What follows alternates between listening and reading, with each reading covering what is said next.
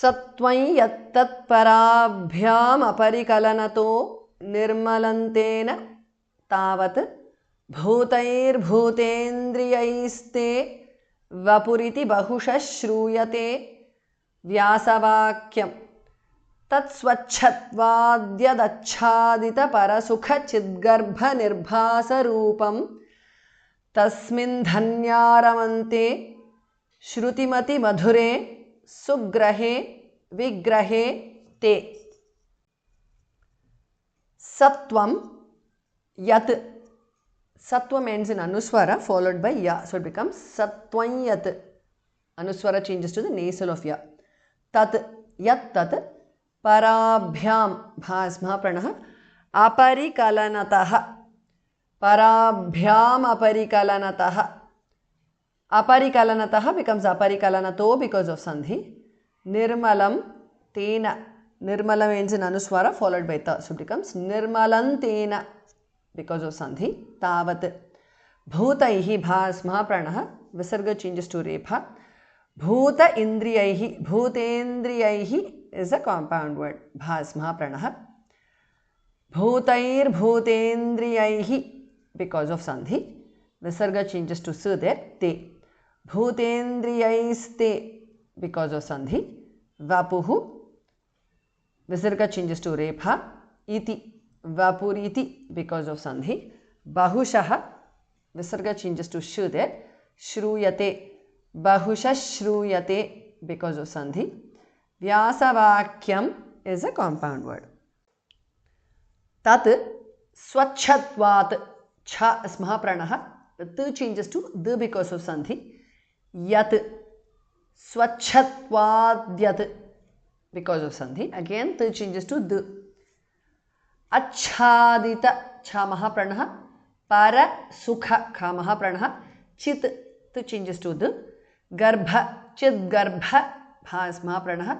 Nirbhasa. Bhas mahapranaha. Rupam. Achhadita parasukha chidgarbha nirbhasa rupam is a compound word. Swachhatvadyadachhadita parasukha chidgarbha nirbhasa rupam because of sandhi. Tasmin dhanyaha dhasma pranaha. Visarga is dropped because of sandhi. Ramante. Dhanya ramante. Shrutimati madhure is a compound word. Dhasma pranaha. Sugrahe is a compound word. Vigrahe te.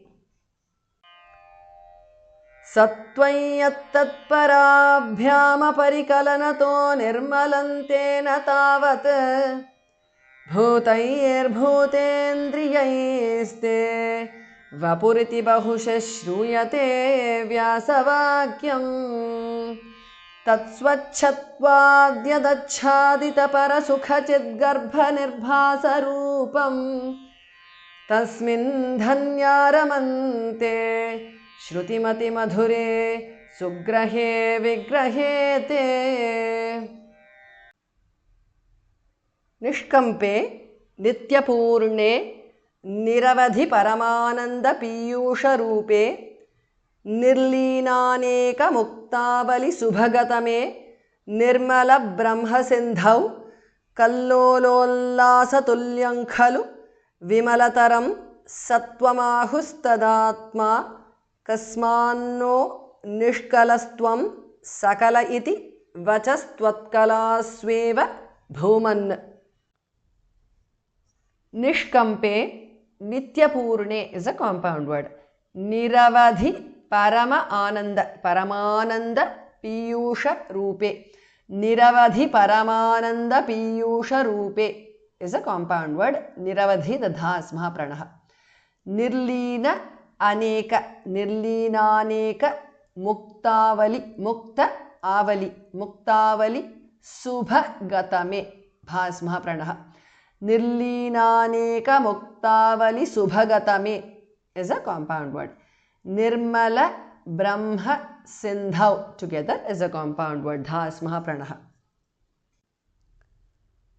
Kallola Ullasa. Kallolollasa Tulyam is a compound word. Khalu Khas Mahapranah. Kallolollasa Tulyam Khalu because of sandhi. The anuswara changes to the nasal nga of the kavarga. Vimalataram Satvam Ahuhu Satvamahuhu. Visarga changes to su there. Tadatma is a compound word. Ahus tadatma because of sandhi. Kasmat, the third changes to n because of sandhi. No. Kasmanno because of sandhi. Nishkalaha, visarga changes to su there. Tvam. Nishkalastvam because of sandhi. Sakalaha, visarga is dropped because of sandhi. Iti.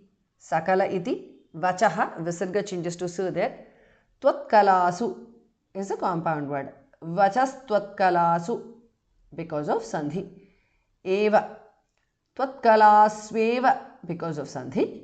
Bhuman bhas mahapranaha.